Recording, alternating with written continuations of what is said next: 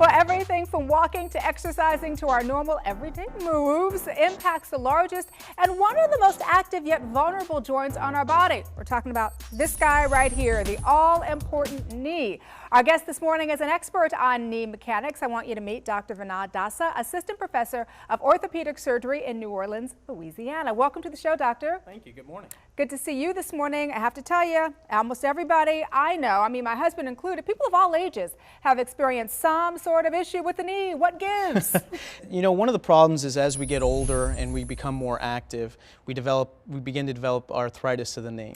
And arthritis is wearing away of the cartilage in the knee. And so if we look at this knee model right here, what I can show you is what typical arthritis, a normal healthy cartilage looks like. So this is normal? So this is normal. Okay. And you imagine nice, smooth, white, shiny cartilage. So the analogy I give to my patients is, imagine if you think back to Thanksgiving, you snap open the turkey joint, you see that smooth, white, shiny stuff. That's cartilage. That's good, healthy cartilage. Now imagine if that started wearing away. If I took a fork maybe and started scraping it away, that's arthritis. And unfortunately, over time, as we maintain our activity level, that cartilage can completely wear out to the point where we're almost down to bone.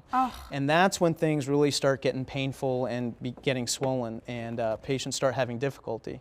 But there's a huge lead up to that, and there are a lot of interventions that we can do early on to hopefully help lower those symptoms and make the patients feel better. But you know, it's interesting. I said in the intro, we put a lot of pressure on our knees. They get us where we have to go. We've got to walk. But when you talk about aging and repeated kind of strenuous activity, it does get to be a big much. I want to start with the basics here now, though, since you are the expert. The basic mechanics of the knee. How does it work? So the knee is a fairly complex joint, but in general, I think most people can understand that the fact that it's basically a hinge. Okay. And over time, as we walk and that cartilage begins to wear out, we start having more and more pain. And just like, you know, the tire on your car, the more you use it, the faster it wears out.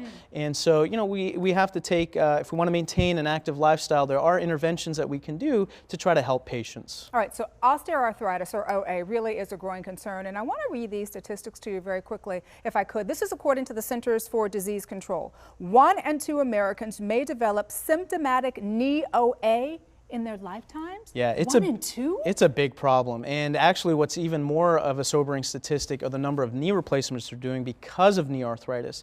If we look right now, as orthopedic surgeons, we're generally doing about 600,000 knee replacements a year. That's a lot. It's huge. And we're about to jump as the baby boomers age. By about 2030, that's projected to be about 3.5 million knee replacements. It's a problem. It's a problem. All right, so we've got this problem, but how do we know we have a problem? What are some of the common signs and symptoms of osteoarthritis? That's a great question. So a lot of patients don't realize and don't understand what the signs and symptoms are. They just kind of blow it off and say, well, my knee just hurt, no big deal. And so typically the signs and symptoms are swelling. They'll have stiffness when they sit for long periods of time. They'll have trouble either getting up from a couch or walking up and down the stairs. They'll have trouble walking long distances over time.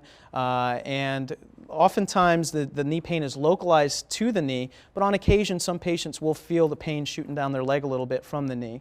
So there's very subtle signs that start developing even at younger ages that most patients don't realize. Because they think I'm young, there's nothing wrong with my knees. That's right. And if you realize at an early stage that, you know, maybe you have some knee arthritis, there are hopefully some interventions that we can do to try to help you out and maintain that active lifestyle. All right, so once it's been determined that you do have OA of the knee, you know, what are some of the treatment options? So we've got nutraceuticals, things like glucosamine chondroitin and some other plant extracts. Then we go on to more complex medications such as anti-inflammatory medications. Those have issues with them in terms of developing ulcers, and they can raise your blood pressure and a few other issues. Then we can move on to injections, and that typically would be a cortisone injection. However, there's some new technology like hyaluronic acid, which really I think makes a difference, especially in early arthritis if we can catch those patients earlier. And ultimately, I think what everyone tries to avoid, but why I'm in business, is knee replacements and knee surgery. All right, I have to tell you so much good information. Can you stick around with us here for a bit? Absolutely. Don't want to let you go just yet, because when we return, more discussion on osteoarthritis of the knee, and we'll also go in depth on hyaluronic acid injections. So stay with us.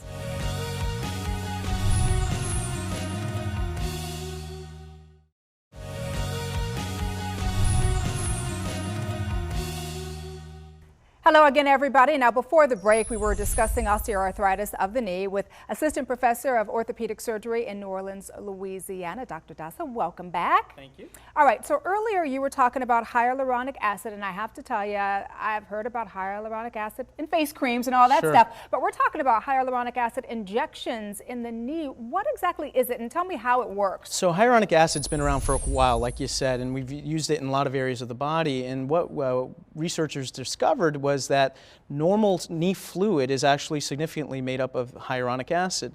And as we get older and as we age, the quality and the concentration of that hyaluronic acid in the knee diminishes. And we think that that relates to knee pain and knee problems.